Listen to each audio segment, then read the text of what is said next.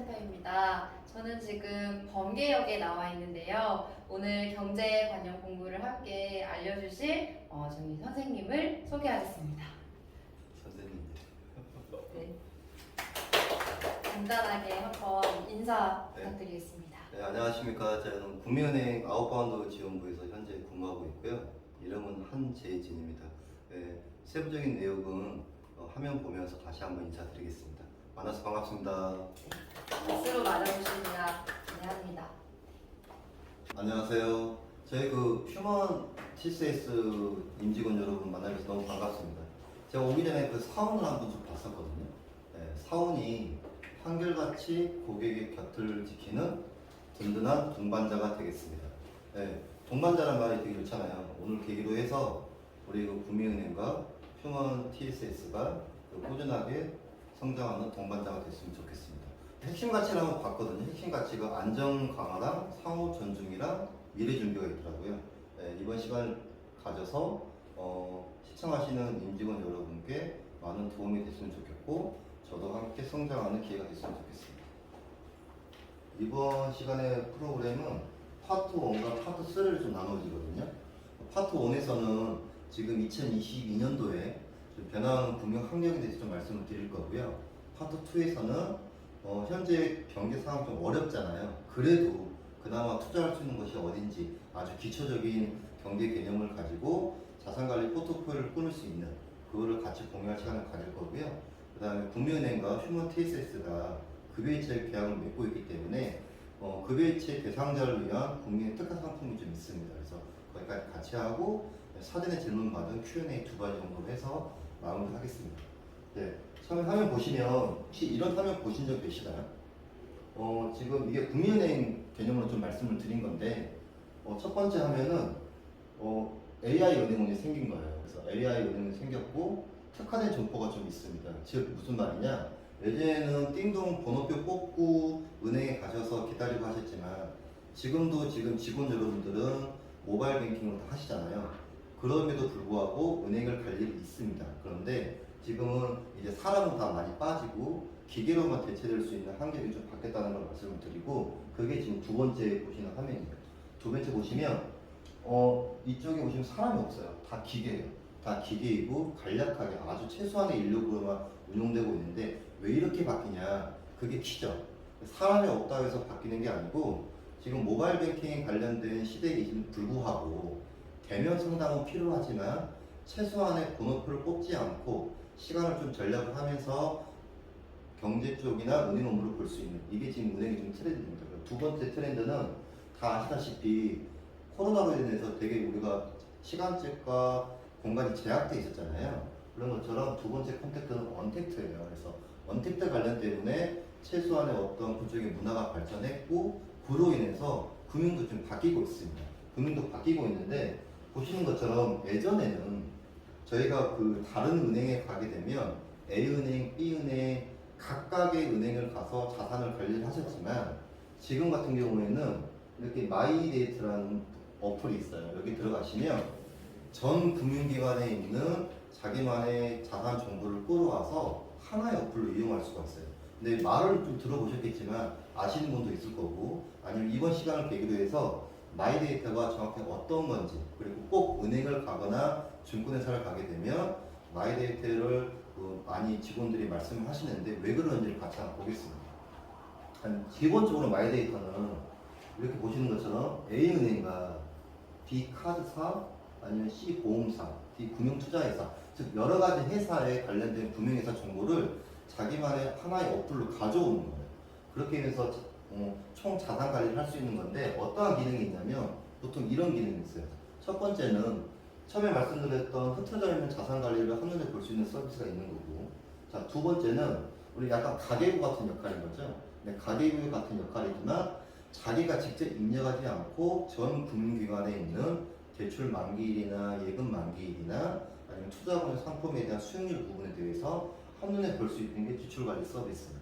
세 번째는 목표 챌린지 서비스는 2번과 3번과 거의 같은 개념으로 보시면 될 것 같고요.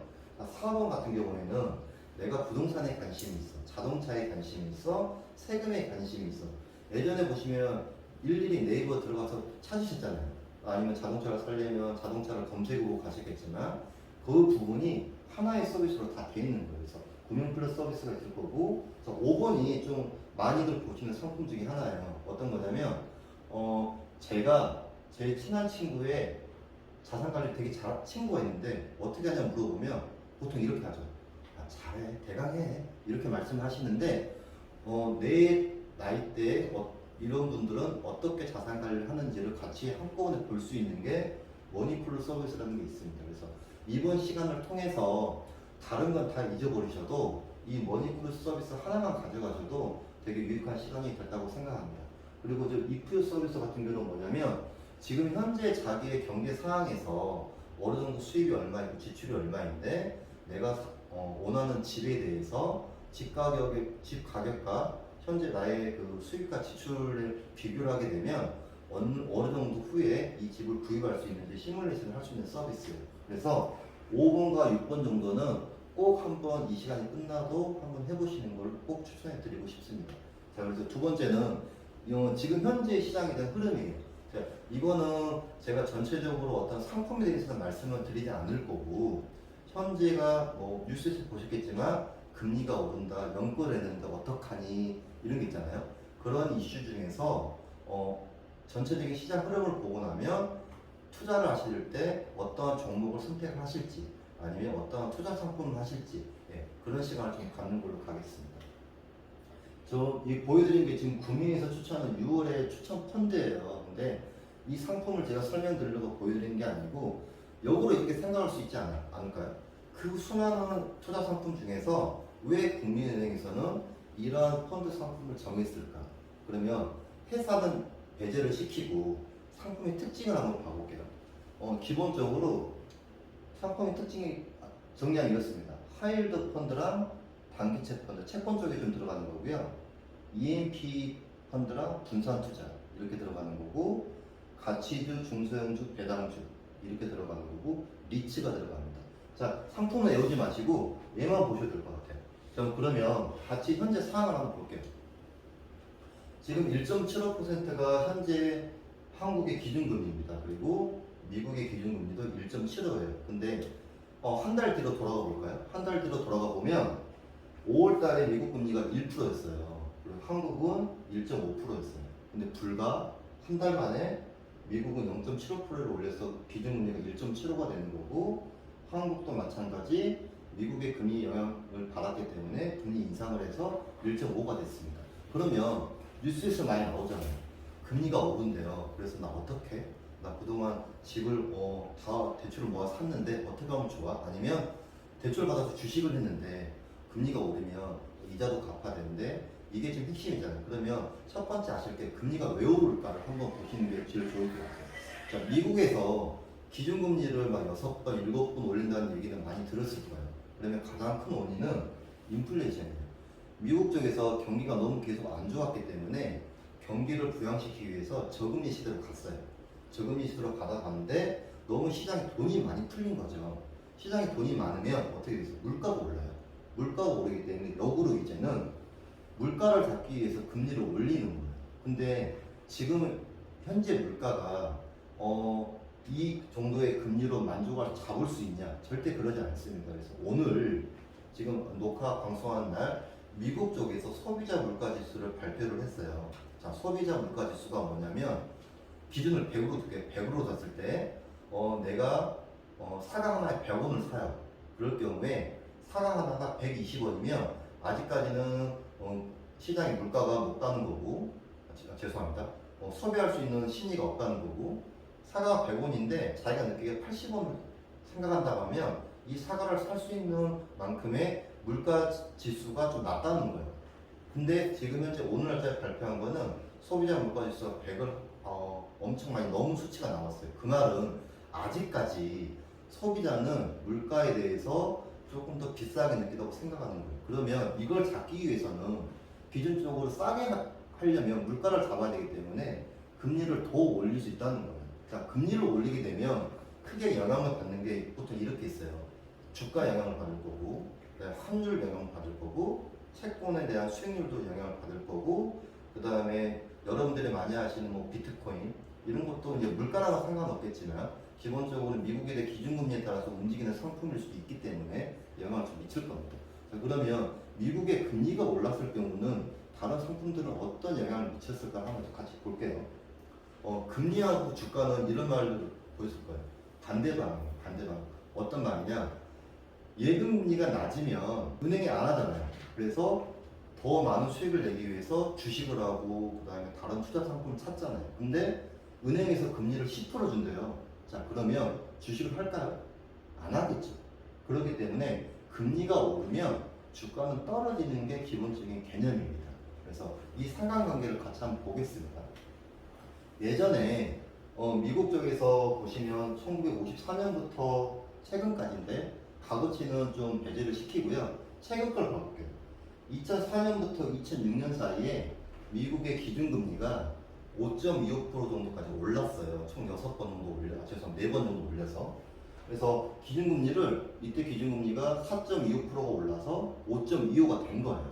그랬을 때 미국 S&P 지수는 근데 역으로 올랐단 말이에요. 근데 안 맞네요. 아까 금리가 오르면 어떻게 되냐, 주가가 떨어진다고 했는데 지금 현재 상황에 대해서는 지금 과거를 보면 2004년과 2006년도에 미국 금리가 올랐음에도 불구하고 미국의 주식시장은 8.2%가 올랐다.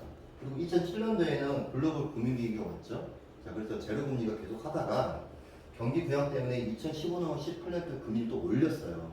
이때 기준금리가 0%에서 2.25가 된 거예요. 2.5가 됐는데 미국 시장은 8.4가 올랐다는 거죠. 제가 이걸 왜 말씀드리냐면 경제적인 이론적인 가치는 금리가 오르면 주가가 떨어지는 게 맞습니다. 그렇지만 경제는 그렇게 움직이지 않고 어떤 기대 심리가 있기 때문에 더 많은 수익을 원해서 주식 투자를 하시는 거고 아니면 대체 투자로 비트코인도 하시는 거고 아니면 선물 거래도 하실 거고 이런 거래가 되실 거지만 그러면 역으로 지금 현재 주가의 전망에 대해서 금리가 오르면 주가가 떨어진다고 했는데 과거 사례를 보니 금리가 올랐음에도 불구하고 주가는 올랐다. 그러면 향후의 주가는 어떻게 될 거냐? 여러 가지 전망이 있잖아요. 근데 역사상으로 과거상으로 보면 금리가 오른 시점에도 미국 시장의 주가가 떨어지는 거는 72년과 70년 딱 한 번밖에 없었다는 거죠. 그래서 현명하게 자기만의 판단을 가지고 주식 투자를 하는 것도 괜찮다는 걸 말씀을 드리지만 단 어느 정도의 기본적인 자기만의 노하우가 있어야 되기 때문에 그거를 좀 같이 공유할 시간을 좀 갖겠습니다. 그래서 아까 첫 번째 보셨어요. 채권형 펀드가 좀 있었어요. 자, 금리가 올라가면 채권형 펀드는 떨어져요. 그냥 단순히 머릿속에 두시면 돼요. 금리가 오르면 채권형 펀드는 떨어져요. 자, 쉽게 한번 생각을 한번 해볼게요. 신문기사 보면 이런 걸 많이 보실 거예요. 조 바이든 민주당 후보가 미국 대선에서 승기를 굳혀가면서 국내 채권 가격이 하락했는데 채권 금리가 상승했다. 자, 여기서 키는 이 문구가 키예요. 채권 가격이 하락을 했는데 채권 금리가 상승했대요. 되게 말이 어렵잖아요. 좀 쉽게 가볼게요. 채권을 이렇게 생각하시면 돼요. 정기예금이라고 생각. 채권을 정기예금. 근데 중도 해지가 안 되는 정기예금. 이걸 제 머릿속에 좀 두시고 볼게요. 제가 1,000만 원을 가지고 오늘 은행에 갔어요. 오늘 은행에 갔더니 금리가 8%래요. 그럼 1년짜리니까 얼마 받겠어요? 1,080만 원 받겠죠. 근데 내일 갑자기 금리가 시장이 좀 이상해졌어요. 그래서 금리가 8%가 20%로 오른 거예요. 그러면 1,000만 원을 가입하게 되면 1,200만 원 되잖아요. 제가 하루만 늦게 갔어도 더 많은 수익을 얻을 수 있다고 그랬는데 그래서 제가 은행을 찾아가서 얘기하죠. 저 이거 8% 했던 거 취소해 주시고 20%를 할게요. 자, 그럼 돼요, 안 돼요? 안 된다고 했죠. 왜냐면 채권은 중도해지가 안 되는 정기예금이었어요. 그래서 되게 억울하잖아요. 그래 방법이 없을까 하고 물어보니까 은행에 근무하시는 분이 이렇게 해요. 방법은 있는데 중도 해지가 안 되시니까 지금 고객님께서 8%를 가입한 상품을 시장에다가 파세요.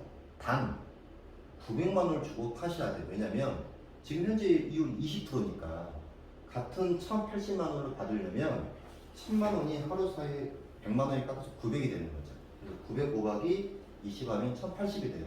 자, 보신 것처럼 금리가 올랐죠. 금리가 올랐는데 채권 가격은 떨어졌어요. 자, 이렇게 좀 쉽게 이해하시면 되거든요. 이렇게 쉽게 이해하기 위해서 이제 문구를 좀 풀어드립니다. 자, 역으로 거꾸로 한번 채권 금리가 그러면 하락하면 채권 가격은 오르겠죠. 한번 가볼게요. 1,000만 원을 가지고 제가 오늘 또 은행에 갔어요. 근데 10%를 준대요. 그럼 1년에 얼마 받죠? 1,100만 원 받아요. 자, 근데 내일 1%로 떨어졌어요. 그래서 1,010만 원이 된 거죠. 자, 그러면 저는 제가 만약에 1%를 가입했으면 10%를 가입한 사람이 부럽을 거잖아요. 그럼 저도 똑같이 또 물어봅니다. 저도 10% 받고 싶어요. 어떻게 해야 돼요? 하고 물어보면 중도 해지가 안 되기 때문에 또 시장 내다 팔겠죠. 근데 내 금리는 1%예요. 그렇기 때문에 1%를 가지고 1,100을 받으려면 1,000만 원을 돈을 더 얹어서 제가 시장에 내다 팔아야 돼요. 1,090만 원을 가지고. 이거 계산하시면 월초 한 1,100이 나오거든요. 자, 보신 것처럼 금리가 떨어졌죠. 금리가 떨어졌는데 채권 가격은 올랐어요. 이렇게 좀 쉽게 이해하시면 되는데 이것도 어렵다 하시면 우리 오른손 왼손 있었죠. 자, 왼손 올려 오른손 있었죠. 자, 채권가 금리가 오르면 채권 가격은 떨어져. 이렇게 오시면 돼요. 머릿속에 이렇게 두시면 채권 가격과 금리와 주가 이렇게 오시면 될 것 같아요. 그래서 채권은 보통 특징이 두 가지가 있어요. 그래서 왜 금리가 올라가게 되면 채권형 관련된 펀드는 수익이 떨어진다고 했는데 국민은행에서는 왜 채권형 펀드가 들어가 있을까? 좀 이상하잖아요. 그럼 채권의 특징을 한번 봐요. 채권의 특징이 특히 두 가지가 있거든요. 자본소득과 이자소득을 줘요. 쉽게 설명드리면 이자소득은 내가 만기까지 갖고 있으면 정기예금처럼 주는 소득이에요. 그래서 그걸 이자소득이라고 하는 거고 만기까지 갖고 있으면 무조건 주는 거예요. 이자처럼. 그게 이자소득인 거고 자본소득은 채권은 보통 국가에서도 발행하는 채권을 국채라고 하고요. 회사에서 발행할 채권을 회사채라고 하는데 자, 예를 들면 제가 회사를 운영을 해요. 근데 회사 자금이 부족하네요. 회사 자금이 부족한데 외부에서 돈을 끌어와야 돼요. 근데 끌어오려면 두 가지가 있겠죠. 금융기관에서 돈을 빌려요. 그게 첫 번째고 두 번째는 우리 회사가 괜찮으니 내가 6개월 후에 우리 회사 채권을 사면 내가 6개월 후에 10%를 얹어서 줄게 하고 회사가 채권을 발행을 해요. 그게 회사채거든요. 그러면 내가 이 회사채를 사서 갖고 있으면 6개월 후에 10%의 이득을 보잖아요. 근데 그 기간 동안 회사가 실적이 너무 좋아진 거예요. 좋아져서 이 내가 갖고 있는 채권 가치가 10%를 준다고 했는데 회사 실적이 좋아졌기 때문에 한 15%의 가치를 얻는 거죠. 그런 소득을 자본소득이라고 하거든요. 그래서 이 문구는 그냥 외우실 필요는 없겠지만 그래도 채권이라는 것은 만기까지 가져가면 정기예금처럼 이자를 준다. 이게 첫 번째고 두 번째는 내 회사의 비전을 보고 미래에 몇 %의 이자 소득을 주겠다는 게 자본소득인 거예요. 자, 그러면 왜 지금 현재 금리와 채권 금리가 올라가면 채권에 관련된 펀드가 떨어진다고 했는데 왜 올랐을까? 보시게 되면 화면 보지 마시고 같이 한번 보겠습니다. 예전에 그 하이힐드라는 이름이 있어요.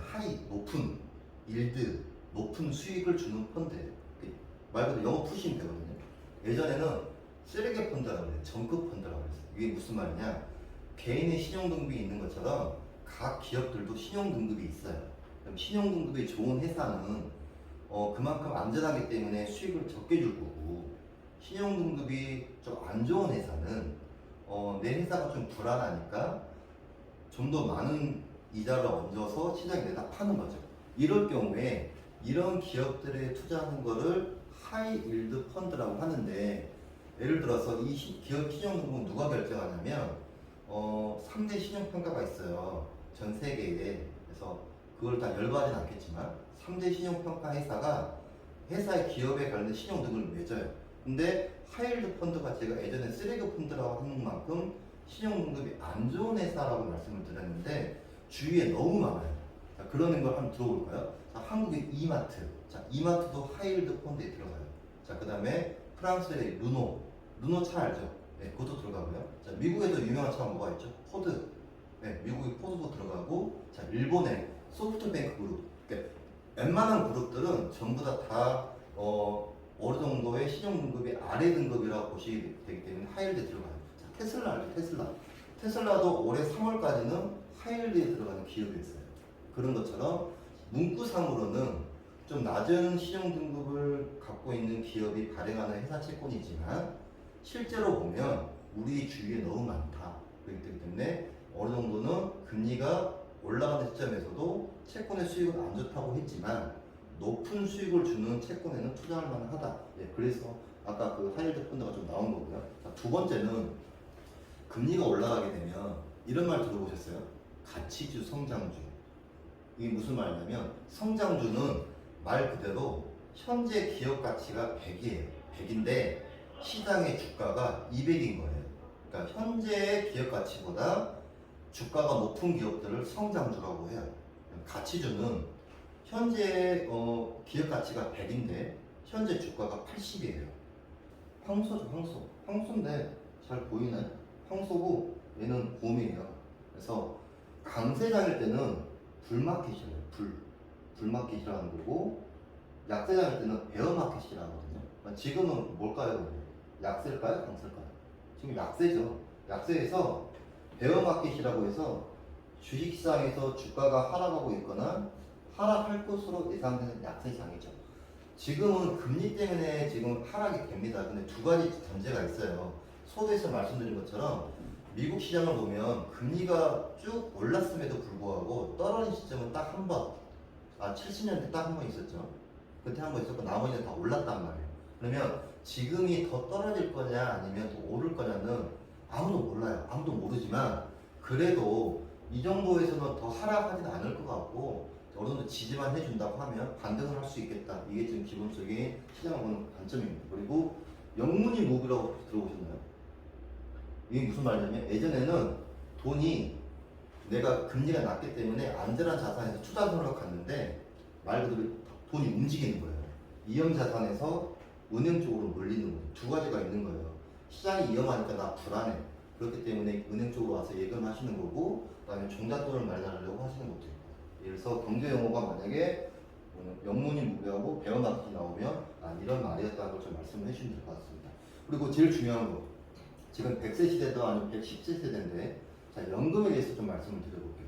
자, 연금이 우리나라 연금이 기본적으로 이거만 보시면 될 것 같습니다. 자, 공적연금은 뭐냐면 국민연금 생각하시면 돼요. 국가에서 의무적으로 가입하는 연금. 자, 퇴직연금은 여러분들이 퇴사하시면 회사에 주는 퇴직금 그걸 가지고 연금을 받으시는 거고 자, 개인연금은 내가 개별적으로 내 노후를 위해서 들어가는 개인연금 상품. 자, 이 상품에 대해서 제가 말씀 안 드릴 거예요. 안 드리겠지만 상식적으로 자, 공적연금 보시면 국민연금 생각해 보세요. 고갈된다는 얘기 많이 들으셨죠? 2040년 되면 못 받는다 이런 말 들으실 거고. 자, 퇴직금은 제가 지금 이제 휴먼 TSS의 퇴직금이 얼마인지도 모르겠지만 그래도 저 포함해서 퇴직금을 가지고 노후 생활하기는 좀 부족합니다. 그렇기 때문에 개인연금은 반드시 들어가야 된다. 그걸 후단해서 이 상품의 특징만 좀 말씀을 좀 드릴게요. 그래서 절세할 수 있는 게 청약과 개인형 IRP와 IR4 말이 어려우시면 그냥 청약은 다 아실 거고 그냥 IRP와 IS가 있다. 흘러 들어가도 됩니다. 청약은 이 시간에 만약에 이걸 듣고 나서 청약이 없다. 당장 은행 가셔서 청약 먼저 만드십시오. 이게 가장 1순위입니다. 집을 살 수 있는 통장이잖아요. 네. 집을 살 수 있는 통장이기 때문에 예전에 이런 거 있잖아요. 분양받아서 분양가가 4억인데 막상 입주하다 보니까 주변의 아파트가 10억인 거예요. 그래서 6억을 벌었다. 이런 말 들었죠. 그러려면 청약통장이 있으셔야 돼요. 무조건. 한 달에 10만 원씩만 가입하면 되거든요. 그래서 이걸 영상을 보시는데 만약에 내가 청약통장이 없다. 다 제껴두시고 청약통장 먼저 가입하시고 은행을 먼저 가시면 됩니다. 자, IRP예요. IRP가 이 설명은 안 드릴게요. 간단하게 구체적으로 말씀드리면 이 상품을 가입을 하면 가입을 했다고 연말정산하실 때 900만 원까지 세액 공제를 해줘요. 내가 내야 될 세금에 대한 어떤 그 기준값에서 900만 원을 빼주고 세금을 내는 거예요. 되게 괜찮지 않나요? 이율도 괜찮습니다. 이율도 주고 절세 효과도 있는 거죠. 그 다음에 IS도 똑같습니다. IS에도 원래 다 보시면 이자를 받으면 세금을 내잖아요. 우리나라는 무조건 세금을 내야 되거든요. 돈을 벌면 일을 해서 돈을 벌든 사업에서 돈을 벌든 아니면 금융소득으로 돈을 벌든 무조건 세금을 내야 되는데 이 상품에 대해서는 연간 200까지는 세금을 안 내는 상품이에요. 이 시간에 이 상품의 특징을 정확하게 좀 말씀드리긴 그렇고 간략하게 절세 상품에 대해서는 청약과 IRP와 IS가 있다. 이 정도로만 좀 말씀드리고 마무리하겠습니다. 그다음에 알아둘 사이트가 이게 뭐냐면 파인 사이트예요. 자, 파인 사이트 들어가시면 처음에 봤던 금융상품 한눈에처럼 온갖 상품들이 다 나와 있어요. 다 나와 있고 얘가 좀 세부적으로 들어갈 수 있거든요. 그래서 이거는 꼭 메모해 놓으셨다가 꼭 한번 들어가시면 지금 시청하시는 분들의 어떤 상품에 대해서 되게 좋으실 것 같고, 얘는 그 신용회복위원회처라죠. 1600-5500. 생각보다 신용회복위원회가 되게 많습니다. 젊으신 분들이. 근데 이거에 보통 가는 이유가 첫 번째가 무리한 투자죠. 자기가 갖고 있는 어떤 경제적인 소득을 벗어나서 금융기관의 해상을 빌리던가 지인의 힘을 빌리던가 자기가 감당할 수 없기 때문에 신용회복에 가시는데, 기본적으로 신용회복에 가는 20대, 30대 비중이 되게 커요. 그래서 반드시 현명한 어떠한 투자 상품에 대한 것은 필요하다고 말씀드린 거고, 얘는 우리 신용관리는 진짜 중요합니다. 신용관리는 회사도 아까 소득이 말씀드린 것처럼 신용등급이 있는 것처럼 개인도 신용등급이 있죠. 자, 지금 자기의 신용등급이 몇 점인지 모르시겠다는 분들은 한번 들어가 보세요. 뭐 토스 들어가셔도 되고 아니면 카카오 들어가셔도 되고, 신용등급 조회하는 거는 되게 많으니까 여기서 만약에 800점이 안 되셨다는 분들은 금융권에서는 진짜 안 좋게 봅니다. 그래서 최소한 800이 안 되셨다는 분들은 좀 신용관리 좀 하셔야 될 거고, 800에서 900 정도 되신 분들은 좀 더 관리를 하셔서 900대로 올리시는 게 맞을 것 같고요. 900이신 분들은 현 상태만 유지하셔도 괜찮을 것 같습니다. 자기의 어떤 개인에 대한 어떤 신용 등급을 판단하겠죠. 대신 얘는 중요한 게 뭐냐면, 이건 절대 하지 마십시오. 돈이 급해요. 돈 없는데 카드론을 받네요. 자, 카드론 연체를 떠나서 카드론을 받았다는 자체만 사실만으로 신용등급이 좋지는 않습니다. 다 한두 번은 괜찮겠지만 주기적으로 이런 거 있죠. 카드 돌려막기 막 이런 거 있죠.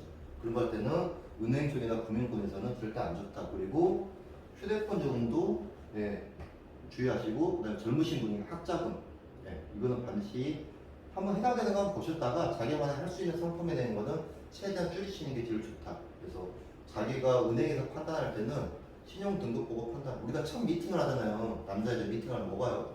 얼굴 보죠. 맞죠? 그 다음에 성격 보지 않나요? 저도 얼굴 보거든요. 근데 은행에서는 얼굴 안 봅니다. 뭐 보냐? 신용 등급 보고 관련해서 돈을 빌려주고 돈 관리를 합니다. 그래서 얘 신용 등급이 소개팅의 얼굴이다, 이렇게 생각하시면 됩니다. 그래서 얘는 뭐냐면, 그래서 혹시나 지금 학자금이나 연체 때문에 힘드시거나 아니면 어디 투자해서 좀 무리하게 하시는 분이거나 제2금융권에서 빌리시는 분들은 한번 국민은행 가보십시오. 휴먼 TS하고 저희랑 급여일치를 맡고 있기 때문에 국민은행에서 급여일치를 위한 직장인들 신용들이 따로 있어요. 그래서 따로 있는데, 이게 지금 휴먼 TS 어떤 홈페이지 그거더라고요. 되게 좋더라고요. 2,600명 엄청 큰 회사인데, 그래서 다시 한번 국민은행과 급여일치를 감사드리고, 대신 여기서 말씀드리고 싶은 거는, 자, 2금융권에 대해서 말씀드리고 싶은 거는, 자, 1금융권이 안 되기 때문에 2금융권 가시겠죠. 당연히. 근데 우리에 대해서 2금융권에 가신다 하더라도 첫 번째 국민은행에 먼저 대안할 수 있는 걸 여쭤보세요. 왜냐하면 급여일치 신용대출이 있기 때문에. 그래서 2금융권에 가시면 좀 여기 안 좋기 때문에 가시는 게 맞을 거고, 그러면 이쪽으로 옮길 수 있는 게 좀 말로는 쉽지만 그래도 생각보다 어려울 수 있지만 급여일치 계약이 있기 때문에 급여일치에 관련된 이 명칭을 외우셨다가 이거를 하는 방법이, 이거 설명을 안 드릴게요. 뭐 금리가 몇 프로고 이건 설명을 안 드릴 거고, 방법이 두 가지가 있어요. 휴먼 TSS에서 거래하는 어디가 국민은행 총천 스마트 지점, 그게 첫 번째고, 아니면 인터넷 배킹 하시면 급여일치 신용대출 치시면 여기서 바로 금리와 한도가 나올 수 있어요. 그래서 이거 한번 했다고 신용등급이 떨어지거나 그러지 않기 때문에 제2금융권이거나 아니면 다른 쪽에 대출이 있으신 분들은 꼭 한번 받았으면 좋겠다. 그거 좋고요. 이게 지금 한번 보세요. 제가 좀 좋아하는 문구거든요. 최고의 타이밍은 지금이에요. 지금 뭐 해야 돼요? 청약 통장 없으신 분들은 청약 만드셔야 되겠죠. 최고의 타이밍은 내일이죠. 이거 보고 나서 청약 통장 안 만들었다 하신 분들은 이게 최악이 되는 거예요. 왜냐면 그만큼 청약 통장은 기본적인 거고, 그다음 기본적인 투자에 대한 개념은 제가 A 주식이 좋다, B 주식이 좋다는 말은 못합니다. 대신 시장이 바뀔 때 어느 정도의 자기만의 어떤 투자 개념을 갖고 가신다고 하면 되게 좋은 투자 방법이 되지 않을까라고 말씀드리고요. 간단하게 Q&A 두 가지를 좀 말씀을 드려볼게요. 두 가지를 좀 받았는데 첫 번째가 뭐냐? 우리 나이 때, 즉 MZ 세대 때 투자 비중이 어떻게 될까요? 투자 비중은 답이 없어요. 어느 비중 안에 답이 없는데 평균적으로 우리나라 보면 평균적으로 30-40%를 합니다. 30-40%를 투자하는데 단 전제가 뭐였죠? 종잣돈이죠. 만약에 1,000만 원의 여유가 없으신 분들은 투자하지 마시고 일단 1,000만 원을 먼저 만드세요. 그 다음에 그걸 가지고 투자를 하셔도 되는데 전체적인 수익 비중으로 보게 되면 개개인의 차이는 있지만 우리나라 평균적으로는 아까 말씀 30-40%는 한다고 말씀드렸고요. 자, 두 번째는 이런 질문이 있었어요. 삼성전자가 주가가 좋은데, 실적은 좋은데 주가가 안 좋아요. 네. 모르죠, 저도. 몰라요. 네. 대신 이런 거 말씀드릴 수 있죠. 몰라요보다는 전제가 좀 있는 거예요. 자, 삼성전자의 주가는 우리가 그 디램이라는 그 반도체가 있거든요. 그 디램의 주가랑 똑같습니다. 그래서 이 시간이 끝나면 물론 인터넷에 삼성전자 주가랑 디램의 주가를 한번 비교를 해서 가격 추이를 그래프가 똑같습니다. 자, 그럼 이런 경우가 있어요. 기업의 실적은 좋은데 주가는 떨어진다. 자, 그러면 첫 번째 원인은 뭐냐면 외적인 요인이 있겠죠. 외적인 요인이 지금 시장의 환경이겠죠. 미국 금리가 올라가고 그 다음에 원자재 가격이 오르고 러시아에서 디램을 수입하는 어떤 원자재 가격을 막아버렸죠. 그런 외적인 영향이 좀 있기 때문에 단기적으로 영향을 받을 수 있겠지만 일반적으로 삼성전자 주가는 최고점 대비 좀 낮은 저점이 있기 때문에 개인적으로는 좀 들어가도 괜찮다. 대신 이건 말 그대로 개인적인 생각이기 때문에 제 말을 믿고 투자했다가 안 좋으시면 연락을 하지 마시라. 네, 이건 꼭 말씀을 좀 드리겠습니다. 그래서 오늘의 관람 그 키포인트는 뭐냐면 이겁니다. 저도 그렇고 이걸 보시는 분도 그렇고 자기만의 투자 방법이 있어야 돼요. 자기만 투자 방법이 있어야 되는데 대신 이건 하지 마시라. 돈을 빌려서 하지 마시라. 꼭 자기 돈으로 하시는 게 첫 번째. 두 번째는 자기만의 투자 방법을 만들어라. 그래서 투자 방법일 때 우리 이거 있었죠. 이거 금리, 채권, 주가 이거 좀 머릿속에 두시면 좀 괜찮고요. 그다음에 청약 통장을 꼭 만드시라. 그리고 카드로는 절대 받지 마시라. 네, 이상으로 지금 이제 오늘 시간 좀 마칠 거고요. 아까 사전에 전화번호하고 메일 있었잖아요. 12시 전에만 주시면 괜찮습니다. 12시엔 자야 되니까. 그래서 전체 주시면 제가 별도로 체압을 해서 연락을 드리고 그렇게 하겠습니다. 네, 저도 이제 앞에서 강의를 들으면서 공부를 하게 됐던 것 같아요. 지금 같이 보고 계시는 우리 휴먼TSS 직원분들도 공부가 정말 알차게 되었으리라 생각이 듭니다. 이렇게 저희 회사를 위해서 이렇게 준비를 해주신 게 너무 많이 느껴졌어요. 그래서 이번 기회를 통해서 모두가 경제관념을 좀 단단히 매김하는 시간이 되었으면 좋겠고 마지막으로 한 말씀 부탁드리겠습니다. 이렇게 좋은 시간을 마련해 정말 감사드리고요. 이렇게 좋은 인연 우리가 지금 창원이 뭐였죠? 동반자였잖아요. 네, 그래서 휴먼TSS와 국민은행이 이번 계기를 통해서 좀 끈끈한 동반자가 됐으면 좋겠습니다. 그리고 오늘도 많이 도와주신 우리 팀장님한테도 감사드립니다. 감사합니다.